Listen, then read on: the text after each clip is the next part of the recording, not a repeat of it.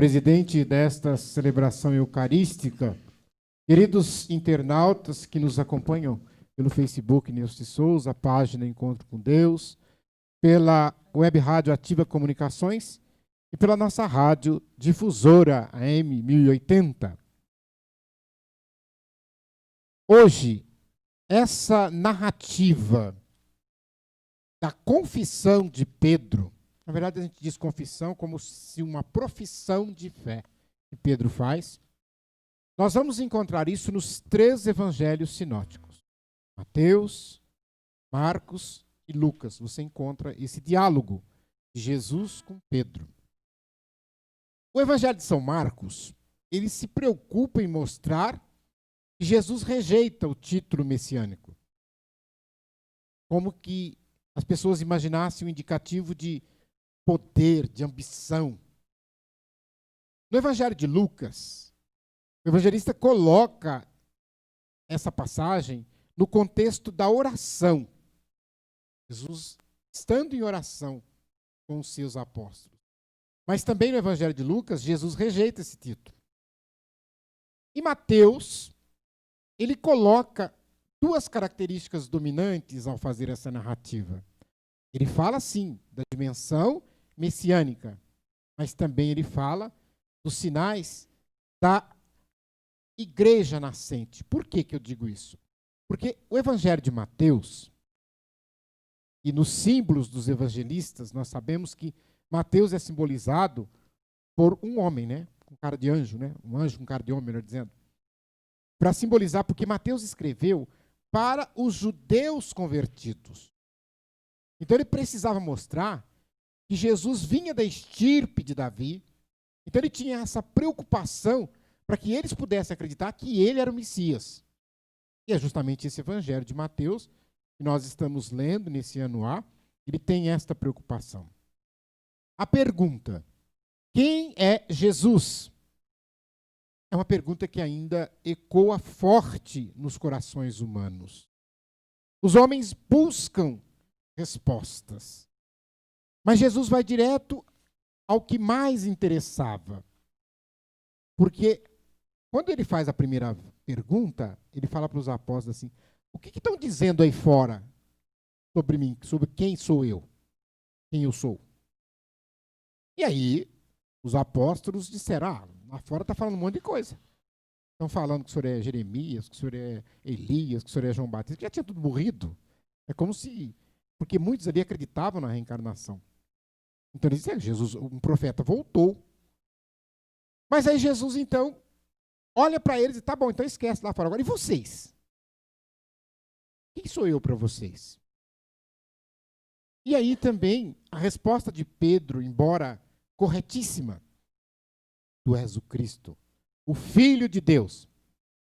Mas Pedro talvez pensasse no Cristo que fosse libertar Israel do poder romano.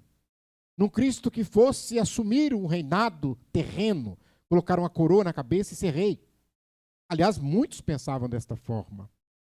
E é por isso exatamente que Jesus revela o sentido desse messianismo, que vai consolidar-se no sofrimento, que vai consolidar-se na rejeição, na paixão e na morte. E é por isso que eu falei dos outros evangelhos, porque se você fizer uma pesquisa depois, quando Jesus faz essa narrativa, Pedro, ele que fez essa belíssima profissão de fé, ele se antecipa e diz, não, mestre, isso não pode. E até Jesus diz para ele, né? Afasta de mim, Satanás. Mas por quê? Porque ele não queria o sofrimento, ele não queria dificuldade, ele não queria a dor. Mas ele estava ali com o Filho de Deus. E por esta passagem toda de sofrimento, paixão, morte e ressurreição, é que nós nos tornamos filhos de Deus. E aí, então, eu fico pensando, aquelas pessoas que a gente costuma dizer, igual da carteirada, né? Aquela pessoa que chega assim, cheia de... Sabe com quem você está falando? Sabe com quem eu estou falando? Quem é meu pai? Sabe quem é meu pai? A gente pode dar uma resposta tranquila, serena. Olha, quem é seu pai? Eu não sei, mas o meu, eu sou filho de Deus. Será que nós assumimos essa filiação? Então nós podemos dizer, por causa do sacrifício de Cristo, nós todos podemos dizer, eu sou filho de Deus. Você é filho de Deus, filha de Deus. Não, se perguntar para você quem que você pensa que você é, falar, eu não penso, eu sou. Não estou pensando, eu sou. E essa visão de Pedro é uma visão que tem muito hoje. Vocês com certeza já ouviram falar, eu costumo dizer que é uma praga, chamada teologia da prosperidade. Por quê? A teologia da prosperidade, ela prega um Jesus que não é esse aqui. Porque ela prega um Jesus que vai dar tudo certo. Ela prega o Jesus que as coisas vão resolver, que as contas vão se fechar. E muitos cristãos se iludem com isso. O Jesus do mar de rosas, da doce paz, sem doença, tranquilo, sem problemas no casamento, sem problema com os filhos. A gente até tem aquele jargão que diz assim, é vitória em cima de vitória. É vitória em cima de vitória. Você não vai sofrer nada. Gente, isso é um 7-1. É estelionato. Se eu chegar para você, para te convencer a ser cristão, e disser para você, olha, se você aceitar Jesus Cristo e se tornar cristão, olha, vai acabar todo o seu problema. Você não vai ter mais dívida, você não vai ter mais doença, tua mulher vai tratar você bem, teus filhos não vão dar mais problema. Isso é mentira. Porque Jesus aqui, após a profissão de fé de Pedro, ele diz, olha, tudo bem, eu sou o filho de Deus. Acertasse, Pedro. Só que eu vou ser preso, vão me bater, vou apanhar, vou parar na cruz, vou morrer, aliás, vão me matar.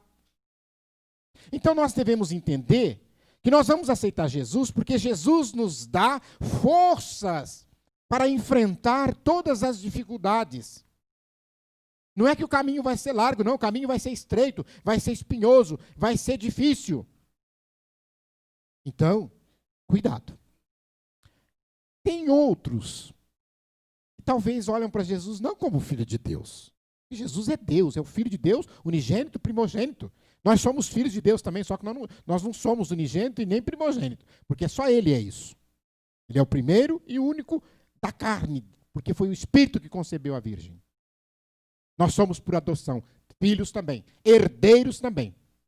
Mas vejam bem, como eu disse que essa praga de teologia da prosperidade prega esse Deus dessa forma, tem outros que diz que Jesus era guerrilheiro. Mas Jesus não era guerrilheiro. Eu não sei se você sabe o que é guerrilha, porque a guerrilha ela é diferente da guerra. Porque a guerra tem regras. Na guerra, as convenções internacionais estabelecem. Você tem que deixar os médicos trabalhar, a Cruz Vermelha, você tem que deixar o capelão atender os soldados que estão na guerra. E a guerrilha não tem regra, a guerrilha vale qualquer coisa. Jesus não era guerrilheiro, como alguns querem dizer. Jesus lutava, sim, pelos direitos, para a justiça social. Mas isso não é ser guerrilheiro. Mas, em compensação, tem aqueles também que, para eles, Jesus é um alienado. Jesus passou aqui no mundo como se ele fosse um alienado. Como se ele não se preocupasse com os problemas que nos rodeiam, com os problemas que nos cercam. E Jesus não foi assim. Ele denunciou os fariseus, ele criticou o sistema. Por quê? Porque ele viu que estava errado. Então ele não era alienado. Então nós cristãos, como filhos de Deus, assim como ele, também não podemos ser alienados. Quer dizer, pode acontecer o que quiser aqui na terra, meu lugar é lá no céu mesmo. Não. Eu tenho que me preocupar em melhorar esse mundo onde eu vivo. Quem irá então, meus irmãos, diante disso? E aqui entra uma coisa interessante. Vocês imaginam se Jesus arrumasse um marqueteiro? Todo mundo sabe o que é marqueteiro, porque agora vai entrar a eleição, né? Então os marqueteiros trabalham aí para os candidatos, né? Para vender a imagem do candidato, os marqueteiros vão trabalhar. Você imagina se Jesus tivesse um marqueteiro. Aí o marqueteiro ia perguntar para Jesus, qual é o seu projeto para eu fazer a sua imagem e vender? E aí Jesus falaria para esse marqueteiro a mesma coisa que ele falou para Pedro. O marqueteiro ia falar para ele, você está louco, ninguém vai te seguir. Você está falando que você vai morrer? Você vai ser pregado na cruz, você vai ser preso. Você acha que as pessoas... E você está dizendo que quem aceitar você como Deus, quem te aceitar como Deus, também vai ser perseguido, também vai sofrer. E você acha que as pessoas vão acreditar nisso? Nós hoje somos testemunhas. Quase 2000 anos. Por isso que nessa profissão aqui com Pedro, a igreja é perene. A barca de Pedro, a igreja perene, ela atravessa pelos séculos. É dificuldade em cima de dificuldade. É tanta coisa que ataca a igreja. São guerras. Olha, os 2 primeiros séculos foram perseguições e perseguições do Império Romano e mortes, milhares e milhares. Papa preso, bispo morto, padre morto, assassinado. E continua até hoje desta forma. Mas a igreja continua. Porque ela é de Deus. Por isso que Jesus diz para Pedro, as portas do inferno não prevalecerão sobre ela. E como eu disse que essa passagem está nos 3 evangelhos, porque tem alguns aí de esquina e tem mania de perguntar para... quem falou esse negócio de chave? Quem falou esse negócio de Pedro? Abre a tua Bíblia e olha. Os 3 evangelhos sinóticos trazem esse diálogo. Depois nós vamos comentar a leitura, porque ela fala do poder da chave, que já é imaginando-se. Porque Jesus não entregou... Agora aqui é que vocês vão cair do cavalo.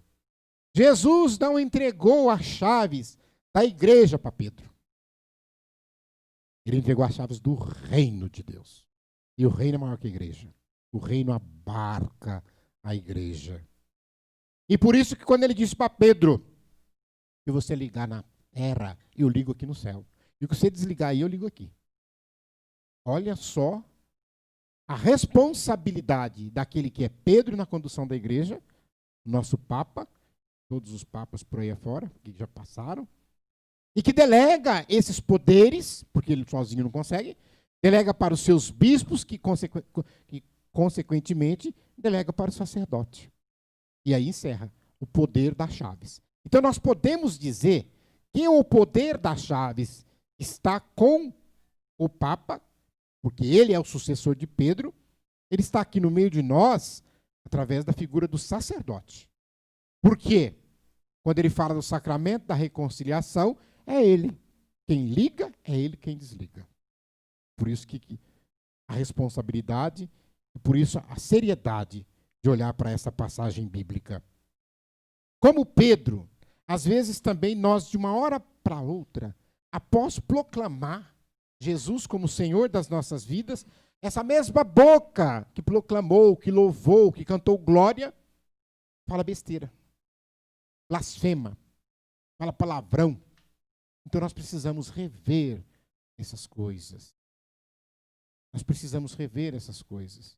Eu costumo dizer que a gente precisa fiscalizar, a gente precisa se policiar para evitar de falar palavrão. Eu falo para vocês, a gente consegue. A gente consegue. Dificilmente eu me pego falando um palavrão. Dificilmente, nem me lembro. Por quê? Porque eu não tenho esse hábito. Agora, nós precisamos treinar. E aí a gente deixa, tira isso do nosso vocabulário. As ofensas às pessoas. Nós não podemos imaginar isso. Quando eu falei da união, né? Quando o padre une, o diácono, o bispo que faz, assiste o matrimônio, e que une, olha só. Por isso que a igreja é contra a separação, porque ele une marido e mulher. E aí nós pensamos, né? Que os dois formam essa só carne unidas pelo poder das chaves, da igreja. E isso nós não podemos esquecer. E também, nós não podemos, com o nosso agir, negar Jesus Cristo que nós falamos com a palavra. Eu não posso falar de pobreza e viver na opulência. Eu falar de castidade e trair a esposa, ou mesmo solteiros também, ficar saracuteando para lá e para cá, como diz São Paulo, fornicando para lá e para cá. Meus irmãos, Pedro nos ensina e nós somos chamados a esse desafio. Fujamos daquilo que parece fácil. Porque a maioria das pessoas hoje procura as coisas, até usam light, né? Então é tudo light. Suave, sereno, tranquilo. Eu lembro do padre Léo que trabalhou com o senhor, né? Aliás, o senhor trabalhou com ele, acho que ele era mais velho, né? Então, ele falava uma coisa interessante, né? E eu achava muito interessante, eu gostava muito, aliás, gosto ainda de escutá-lo. E ele dizia o seguinte, ele falava, gente, vocês precisam ter uma coisa aqui, o light é para não deixar magro engordar, e não para fazer gordo emagrecer. Eu achava interessante isso. Então nós precisamos entender que uma religião light, uma religião que não traz sacrifício, não é a de Jesus. Porque todos aqueles que seguiram Jesus, é um exemplo da nossa padroeira Santa Rita de Cássia. Essa mulher apanhou do marido, ficou viúva, perdeu os filhos, foi recusada pelas irmãs, não queriam que ela entrasse lá porque ela era viúva, e sofreu, e depois ainda com estigma na testa e tudo mais. Então, meus irmãos, eu queria que vocês guardassem isso aqui, ó. O catecismo ensina que o pecado, antes de tudo, é uma ofensa a Deus. E o perdão é dado pelo ministro da igreja, como nós podemos ver nesse diálogo que Jesus fala com Pedro. Ele dá a Pedro esse poder. E Pedro depois delega aos apóstolos e, obviamente, aos todos os sucessores. Então, guardem isso quando alguém disser para você, e eu repito muito isso, né? Confessar com comedor de feijão. Peraí. Mas o padre peca também, por que eu vou confessar com ele? Aí eu pergunto para você, por que você consulta com o médico? O médico fica doente? Como é que você consulta com ele? Então não era para você procurar, você tinha que procurar um médico que não ficasse doente. Se você falar, se ele fica doente, então quer dizer que ele não sabe curar. Não, não tem nada a ver. Eu não posso ter esse raciocínio de recusar a confissão. Aliás, eu repito, a gente precisa parar e pensar também. É claro que agora nós estamos na exceção, nós estamos no tempo da pandemia, mas nós precisamos parar para pensar também. Né? As filas da comunhão são imensas nas nossas missas, mas as filas da confissão são pequenas. A não ser quando tem mutirão, que todo mundo enfia no meio, né? Mas fora isso, a gente precisa parar e pensar. Então esse poder de absolvição foi concedido ao ministério apostólico e chega até nós hoje, porque a nossa igreja é uma igreja apostólica. E Jesus, durante a sua vida, não somente perdoou os pecados, ele conviveu com os pecadores. Ele estava no meio deles. Ele se sentou com eles. Ele reintegrou os perdoados. Ele não tinha vergonha, ele não tinha medo de chegar perto de uma pessoa pecadora. Porque tem muita gente que acha que o pecado vai pegar, é contagioso dessa forma. Assim. Eu não vou chegar perto porque ela é pecadora, porque ele é pecador. Não, nós não podemos agir desta forma. Jesus foi ao encontro do pecador. E nós também devemos fazer esse exercício de ir ao encontro daqueles que estão à margem, daqueles que estão fora do caminho, para mostrar a eles, não que nós sejamos melhor que ele, não, às vezes somos até pior, mas para mostrar o caminho. Porque você, como padre lembrava, catequizado, você sabe o caminho. Está lá em João 14, Jesus dizendo, ele é o caminho, a verdade e a vida. Então nós sabemos. Se não seguimos, é porque a gente não quer. Porque você fez a opção, mas sabemos. Então nós devemos mostrar esse caminho. E quando eu dizia do poder das chaves, Isaías, na primeira leitura, ele fala como vai se concretizar, olha, esse poder das chaves. Aquele que detém as chaves não pode usar a sua autoridade para os interesses pessoais, mas para o interesse do reino, o interesse do povo de Deus.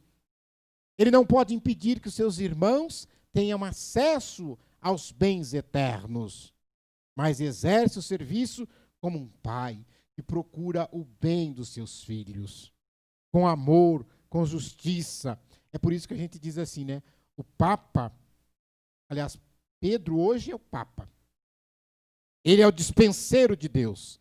Como se dissesse assim, ele tem a chave da dispensa. Essa palavra é usada, inclusive, na liturgia. Dispenseiro. Por quê? Ele tem as chaves da dispensa para poder distribuir aquilo que está na dispensa. Então, a gente fala dispenseiro de Deus. Que bom que nós estamos em comunhão. E olha, quando alguém chegar para você e começar a falar mal do Papa, você fala, olha, você não sabe o que você está falando. Pensa bem o que você está falando. E depois, na carta aos Romanos, fala-se um convite para contemplar a beleza, a riqueza, a sabedoria, a ciência de Deus, que age de forma misteriosa, que age de forma desconcertante, onde ele vai realizando por caminhos que nós às vezes não conseguimos entender o seu projeto de salvação. E a gente precisa tomar só o cuidado de não querer dominar Deus, de fazer com que Deus faça, seja uma marionete na minha mão. Eu peço e Deus faz. Por isso que às vezes eu critico, tem gente que marca horário para Deus. Eu não sei como, mas marca. Depois do comercial, Deus vai vir aqui. Que negócio é esse? Não, então tem gente que põe Deus na parede. Você tem que me atender. Quem é você? Quem sou eu? Para exigir de Deus alguma coisa só para atender meu interesse? O verdadeiro cristão não é aquele que sabe tudo sobre Deus. Aquele que tem todas as respostas. Não. Mas é aquele que com honestidade, é aquele que com a verdade, ele mergulha nessa grandeza de Deus. Ele mergulha na maravilha que é o universo criado por Deus. Por isso, meus irmãos, procure caminhar na verdade. Fuja daqueles que dizem donos da verdade. Fuja. Porque o pai da mentira, nós sabemos bem quem é. E o nosso Deus não é o pai da verdade. Ele é a verdade. Louvado seja nosso Senhor Jesus Cristo. Para sempre seja louvado.